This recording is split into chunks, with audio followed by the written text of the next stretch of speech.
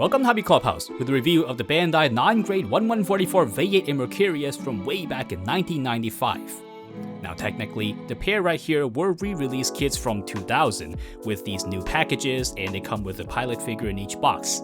And I don't know why Bandai thought it was necessary, and for the most part, people like the older boxes much more than these newer ones. And even more confusingly, Bandai actually does reprint these kits with the older box as well, so it's not like these new ones replace the older ones outright. But anyway, the kits themselves are exactly the same, so that's what we're going to be looking at today. These kits were first released in August 1995, and these renewed versions were released in July 2000. The 1995 kits sold for 540 yen, and the ones right here sold for 648 yen. Each box measures 15 by 21.5 by 4.5 centimeters, and the slightly charmless CG box isn't credited to any artist. The side of the box features a front and a back shot here of the Mercurius along with some specs and accessories. The other side tells you that the pilot figure included here is Hero, and next to it to remind you to also buy the Vayeate and the Wing Gundam Zero. The Vayeate's box is almost entirely the same deal with studio shots on one side, and then Troa Barton, the imposter, on the other side, along with a plug for the Tall Geese and the Mercurius. Inside the box, we get the Mercurius spread across 5 runners with one for the polycaps. There's a separate runner for the flesh-toned hero. The Vayeate is exactly the same with 5 runners and one for the polycaps. And then Troa is in his own small runner. For stickers, the Mercurius has just this one for the eye sensor, but there isn't a separate smaller one for the shielded form. Then there's this long one for the waist in a slightly odd purple color. The Vayeate has a few more stickers, with a red sticker for the big eye sensor, and also no separate one for the smaller eye. Then there's this long blue one for the waist. Then 2 yellow ones for the coil in the particle accelerator. And then 4 of these for the tip of the beam cannon barrel. For the instructions, the back of each one has detailed information on the MS itself and its equipment. Interestingly, they rate a bunch of these stats here by a power level so that you know how your MS measures up against the other ones that you may have. The benchmark here is a Leo, which would be 100 for any of the specs here, so it's a nice way to give you an idea of what kind of MS you picked. The inner page has a coloring guide, and at the very bottom are more plugs for all the other kits in the same 1144 line. It's really quite sad how these two and the Tall Geese were the only non-Gundam MSs released in the series, so there wasn't a Leo or Ares or anything. The rest of the black and white pages are all for assembly instructions as you'd expect.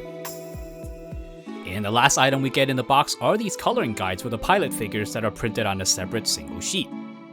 The back sides tell you to glue the figures onto the rectangular base, which is quite unusual since Bandai more often opts for a peg to keep things friendly for younger buyers.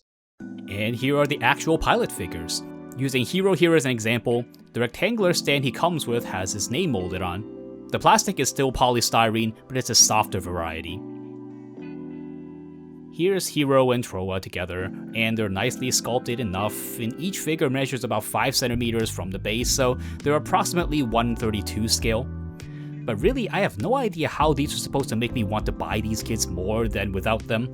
The older kits without them are sold cheaper, so it's not like they're given as a free gift or anything, and I imagine most people who bought these kits have no prayer of ever painting these human figures, so probably almost all of these either sat in a box or went straight into the trash with the rest of the runners, which is sad either way. I'm really not sure what to do with mine either, but at least they got to be in a YouTube video for you guys to see.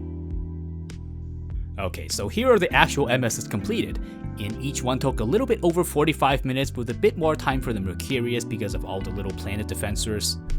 The first impression is, of course, that they're basically all one color. Sure, there's black on the arms and the weapons, but our brains don't tend to count these colors as actual MS colors on a kit.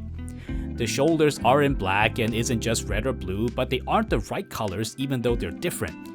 Sure, you can say the original design was mostly a single color anyway, but if we invite the 2021 HGAC counterparts, you can see just what a world of difference a small little bit of extra color will make. I mean, yes, I know, picking on them with kits from over 25 years in the future is a little bit unfair, but I assure you, no one was thrilled with these colors even back in 1995. It was just how things were for the price and we just accepted it. Of course, it did make painted builds all the more impressive though, but I'm not sure that's exactly a pro for the kits here. One feature of these kits is the opening face shield, which you do by swapping out the forehead piece right here, which reveals the full eye sensor underneath. You then put on this alternate forehead piece and now you have the face shield in the open position. It's simple and it's elegant, and you can change between the looks easily without any hassle, which is always good in my book. The Vayeate and the Mercurius use exactly the same runners on their blue and red parts, so one side effect is that you get the others' blade antenna with each kit, so that lets us make a color swap version of the red Vayeate and a blue Mercurius, if this was ever a fantasy you ever had that kept you awake at night for years. Of course, that also means if you break one by accident, you actually do have a spare one, even if it's in the wrong color. Now let's look more closely at the core feature of each kit, their weapons. The Vayeate has its hamburger-shaped particle accelerator right behind its left shoulder, which is a very sophisticated mold where the lid has a cutaway section that fits with the inner detail when it's closed. The lid rests at a 90-degree position so it won't just dangle out on the back. The coil on the inside here are actually a separate piece, and I've long thought that this was a beautifully made thing with the coils neatly separated from the bottom panel of the accelerator. The lid doesn't close up well though, and it's gonna fall down from its closed position, and this could be a problem from the aging mold, but either way, if you buy it today or in the future, this will likely be a problem that you're gonna encounter. The handle on the top can swing around, which the much newer HG kit actually can't do. This is all connected onto this swinging arm, which can move, but practically, the accelerator is too bulky on it and it can't move much at all. At the base of the big hamburger is the base of the beam cannon, which you can just pull off. To get the whole cannon ready, you're gonna need to take the barrel off the mount right behind the left shoulder. The mount can swing out into the front of the chest, and then the barrel can be slotted back in. From here, you can attach the back of the cannon onto the barrel, and you can fit the right hand into the handle right here. Flip the handle guard to the back here, and then you can attach this hard plastic piece that's supposed to be the energy cable.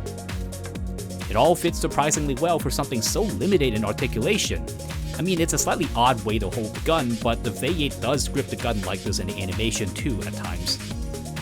The core does feel like it can snap easily if you aren't careful with it, and it has a 2.8mm diameter, so if you really need to, you can hunt down some silicone rubber cord and cut a little bit of it to replace that piece altogether. On the other side, we have the Mercurius with a few more weapons, starting with the beam pistol. It's a single piece, so unfortunately on this inner side we have a bunch of hollowed out spaces. They do terminate in flat surfaces, so filling these in won't be too painful. And it's a simple little weapon, and it's become a part of Mercurius' design throughout the years. Then we have the crash shield, which looks pretty good from the front with its 3 blunt studs and the center part which can house this big, wide beam blade, which sadly is molded entirely in black. The flat shape doesn't do it any favors either. The peg here measures 2.3mm in case you want to replace it with something else. The size is really arbitrary, so it's a little bit hard to make a substitute beam blade for this. The back of the shield is left completely undecorated, with the pits of the studs showing and the plastic marked with quite a few circle marks from the ejector pins. If you're customizing the kit, you'll likely want to put a big panel on the back here to cover all of this up. But nonetheless, the shield is a very unique weapon, and it gives you much more to do with the Mercurius. Now let's look at the planet defensors on the back, which everyone remembers the Mercurius for. The shields are in 2 groups, and each group of shields are actually connected together and linked as a chain. The 2 at the front here are fixed together, as are the 2 here in the middle, while the one at the very end is all by itself. It's a really efficient way of cutting down on the complexity of the chain and to make this kit suitable for younger fans to assemble. Each shield chain is attached to an arm at the back here which can swing forward, and they allow the shield to get into the deployed positions. You can swing them down and arrange them in a circular configuration like this, or have them up top and straighten like this, both of which are featured in the animation. It's a little bit limited what you can actually do with the shields, but it's still a very impressive bit of engineering given the very simple articulation of the kit overall, and the very low price that this kit had to conform to. Onto the articulation. The head moves up just a little bit, and it dips down just a little. It rotates a full circle without anything getting in the way. The shoulder armor's angle can be adjusted, and you'll need this for the outward swing of the arm, which goes up close to 90 degrees. The entire arm swings around without any issues, though if you have the equipment on the back, they will block the arm, of course. The elbow is a single polycap joint and it swivels 90 degrees, but the shape of the forearms make it look like it's a little bit more than that. The fists are on a ball joint and you can adjust the angle, and you can rotate them a full circle. The waist rotates along a peg and it gets caught on the side armor at about a 50-ish degrees turn to each side, which I suppose is enough for most poses. The legs can be adjusted on a ball joint, and they have a very limited forward kick of about 45 degrees, and a slightly better backwards kick, though not by a whole lot. The knee is a double joint, but realistically, you'll only be getting a bend just shy of 90 degrees. The feet swing upwards this much, and they swing backwards this much. They can angle side to side this much. All in all, it's about on par with everything else you'd get from 1995. So it isn't stellar by today's standard, of course, but the Vayeate and Mercurius luckily aren't MSs that need crazy poses, so these kids fill their roles just okay. And before we wrap up, here's a quick side-by-side with the 25 years younger HGAC releases. The Vayeate doesn't actually fare too badly because of the darker colors hiding the lack of colors better, but you can see just how nicely the bit of light blue enhances the newer Vayeate and makes a very pleasant look at. The particle accelerator on the back is much bigger on the newer kit, even though the old one looks pretty big on its own. With Mercurius, we have a stronger sense of obsolescence. The older kit uses the more common red plastic, which looks, well, like plastic. The newer Mercurius just has too much of an upper hand with its darker and solid red, which blocks any light from passing through. The shadows it creates reveals all the panels and the lines on the surface of the kits, making the older kit look abstract and poorly defined under the light. The weapons don't look too different, which is a big praise for the 1995 Mercurius' styling.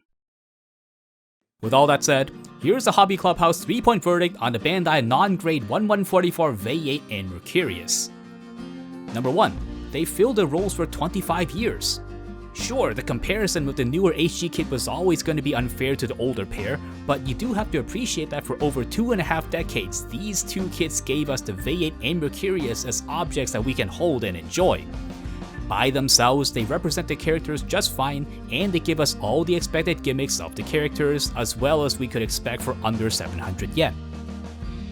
And number 2, they offer amazing value. Because almost all old kits are cheap, but not all old kits manage to give you good value. Really, a few hundred yen doesn't give Bandai designers a lot to work with, but here we have the two MSs with some pretty sophisticated weapons, with a distinct storage mode and a deployed mode. I don't think they cut too many corners, and both MSs are mostly without serious compromises in terms of function and gimmicks. And number 3, you can actually buy these. The newer HG kits are wonderful and all, and the new HG kits are P Bandai exclusive. So there are lots of people who won't be able to get a set or would rather not pay importers or scalpers. And these older kits, they get reprinted from time to time and they're by your side when you need them, so that really deserves some love, doesn't it? A bird in the hand is better than a bird on P Bandai that gets sold out in minutes when the orders open up and the bots pick them clean.